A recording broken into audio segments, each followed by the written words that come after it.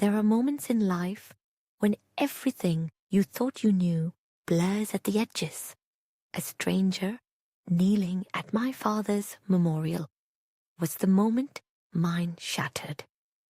I remember how the chill swept through the funeral hall, how my brother's hand fumbled in the pocket of his morning suit, how mother squeezed my arm like she was drowning, desperate for something to hold on to. The young man's eyes, steady, unwavering, seemed to hold every secret I'd spent a lifetime pretending not to notice. My father's portrait, usually warm and familiar, suddenly looked like a stranger smiling back at me. I am 63 now.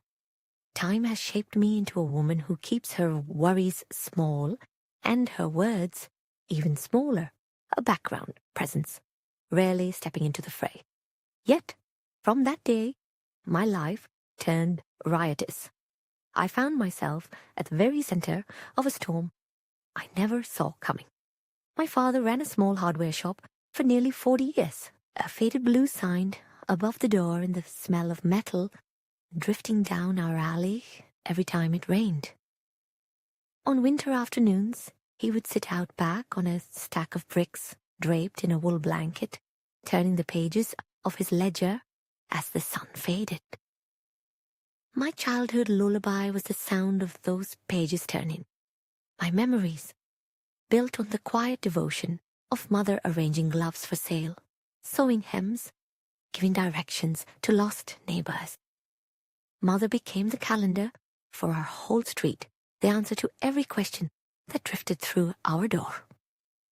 But the trouble began years ago, on the day father handed my brother Youngsu the deed to the shop and land, a gift meant to secure his old age, or so he claimed.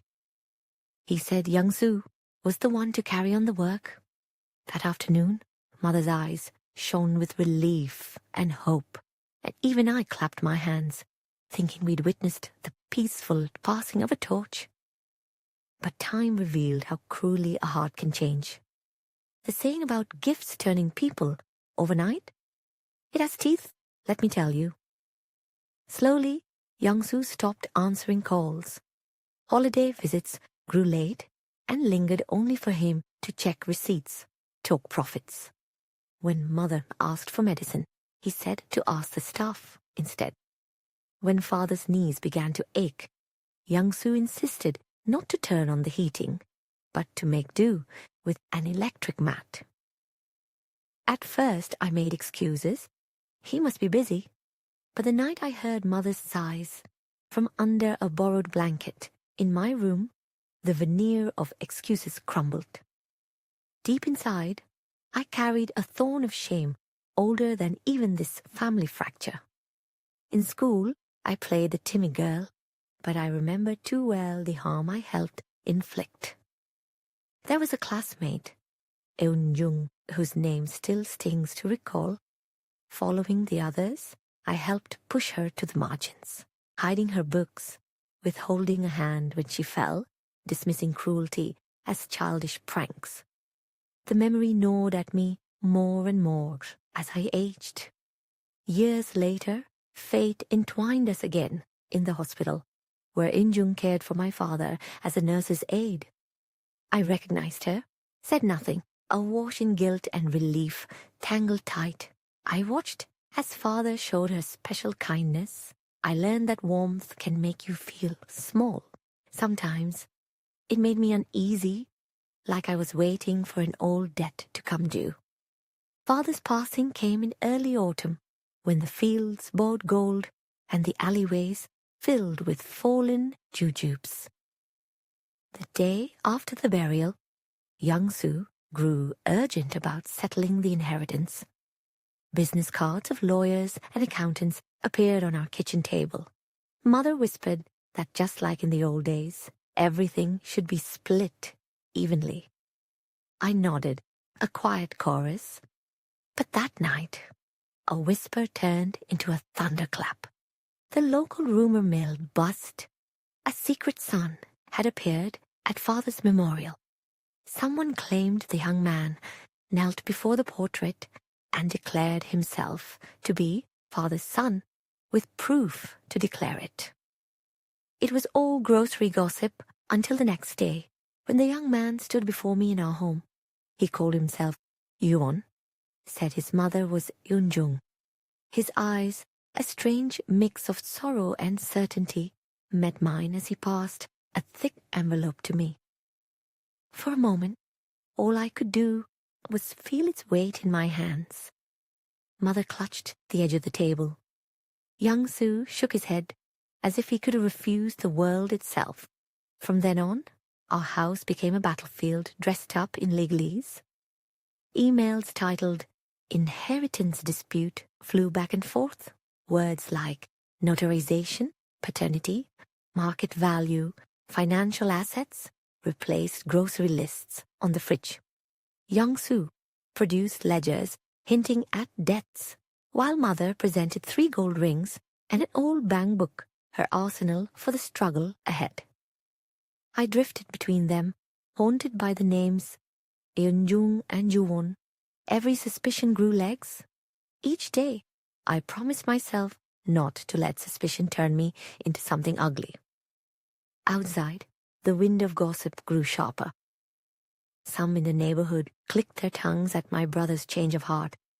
Others blamed my father, shaking their heads at men's failings. Grief hung over our table, like the sliced apple Mother halved in silence. Everything in our house seemed split down the middle. Most nights, I sat in the small back room behind the shop, combing through old drawers, making lists, trying to piece together some order from scraps of inheritance and pride. I told myself to steel my resolve for the long struggle. Then, long after midnight, I found the old iron box. Father had pressed a tiny cold key into my palm before he died, and its chill startled me as it slipped from my pocket. There's something wild about the pounding of your own heart at midnight. Inside the box, layered neatly, were credit card receipts, faded photos, ledgers written in blue ink. My father's entire life set in layers, as tidy as the stacks Mother used to arrange in the shop. At the very bottom was a small envelope, crisp with age. I closed my eyes, caught between dread and necessity, feeling how close my life had always rested to truths kept locked and silent. That night, hesitation felt like luxury I couldn't afford. Why had Father pressed the key into my hand? Why had he held on so tightly to me during the funeral? I needed answers. The next day, Juwon returned. Young Su arrived with his lawyer. Mother, hands trembling, poured tea and pressed her lips together, enduring a slight burn without a sound. Juwon laid out documents that claimed he was Father's son, evidence and all. My hands shook, so I clung to the only thing I could. I brought out the blue ink ledger and the short letter I'd uncovered the night before. Some wanted these papers opened, others begged to leave them sealed. But the world never waits. Once the deed is done, the tide carries us forward. One by one, I unfolded the pages. There was Father beside Eunjung in a hospital hallway, both looking away from the camera, the kind of photo that holds far more than it shows. There were careful records, line by line, of money Father had sent to Eunjung and Yuwon. Amounts, dates, all meticulously noted.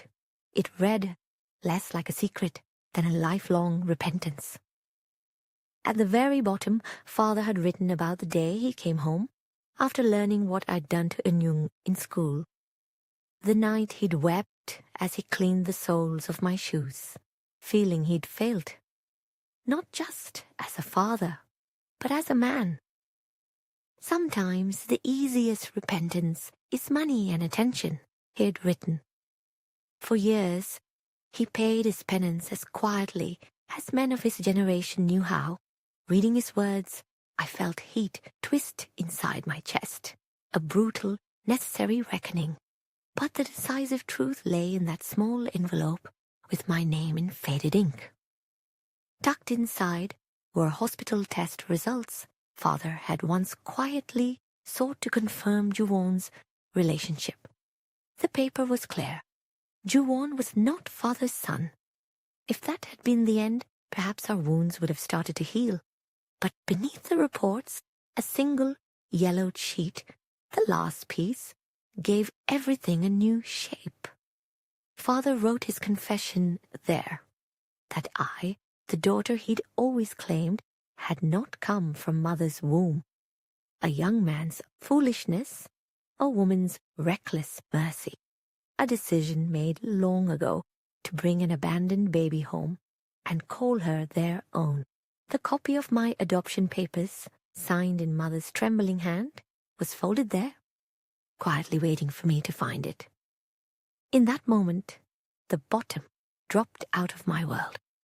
I heard not just the sound of doors closing, but something opening too, a new space, fragile and raw. I understood who I was and what I had to do. What's called a twist for other people felt for me like the moment a house is rebuilt from the ruins up. The frenzy over a secret son wasn't just a lie made by others. It was a snarl of old sins, Mother's bravery, Father's debts, my own cowardice, all tangled beneath the roof of one ordinary home. The next morning, I sat before Mother. She still called me her daughter. Her hands, even now, were the first I'd ever known. I knelt, letting the weight of my gratitude and repentance settle wordlessly between us.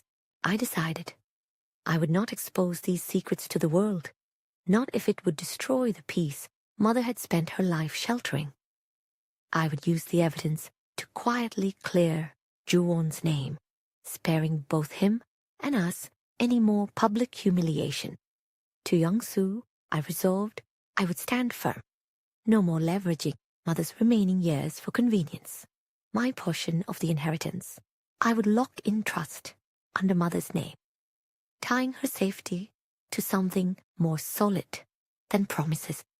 My hands shook as I worked, but somewhere in that trembling, I found my true voice at last.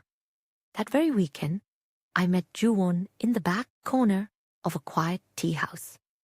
I showed him everything, Father's ledger, the test results, all of it. Sometimes truth does not shout or break things. It simply settles over you, cold and inescapable. Juwon sat for a long time, head bowed. I told him, not with words, but resolve, that the small support Father had provided would continue discreetly in the form of an anonymous scholarship, not out of pity or guilt, but as a way of sharing the burden of the past and letting both families move forward. Offering this, I folded the old apology I owed Eunjung into this moment too. Meanwhile, my ongoing battle with Young-soo only grew hotter. He insisted the old gift settled everything, while his lawyer fumbled to cut my claim to a minimum. Mother began sleeping with the lights on in the living room, her fear sharp as winter air.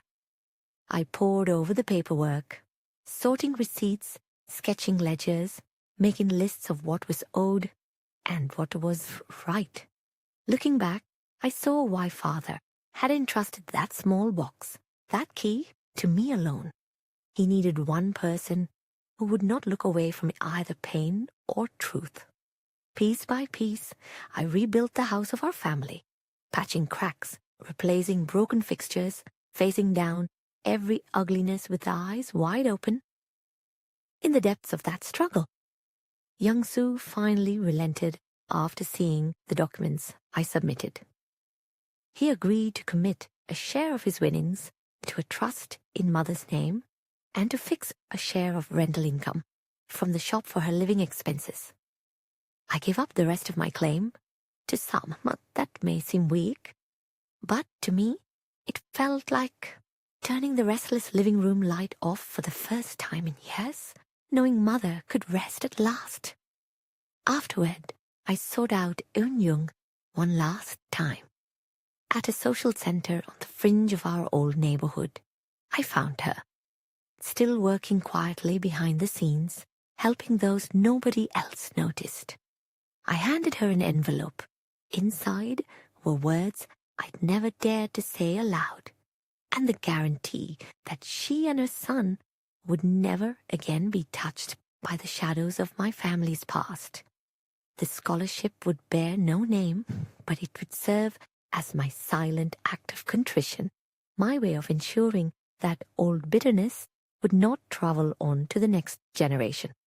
The seasons sludged on, slow as monsoon rain. At some point, Juwon quietly left town. I imagine him sometimes, hoping he's finding gentle days somewhere.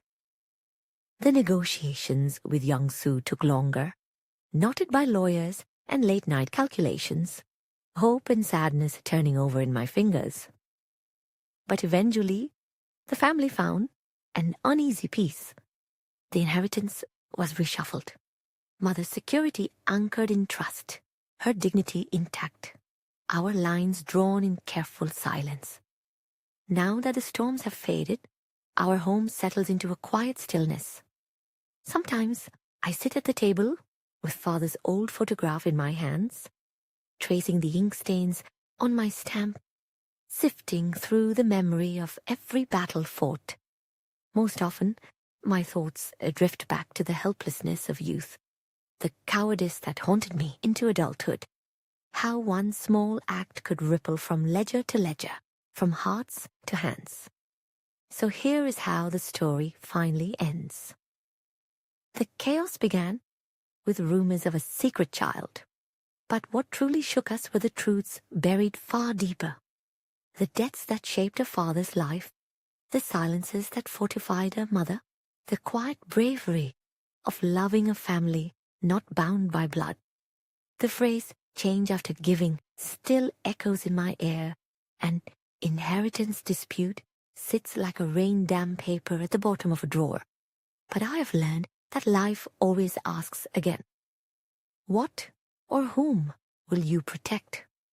For me, I chose to shield Mother's peace and to confront the shames tangled in my past. I did not let the calculations of others change my hand. Was my choice the wisest? I still cannot say. Right and wrong have many temperatures. But now, I turn the question to you. If you held a secret that might break your family's peace, would you let it see the light, or would you keep silent and find another way to make amends?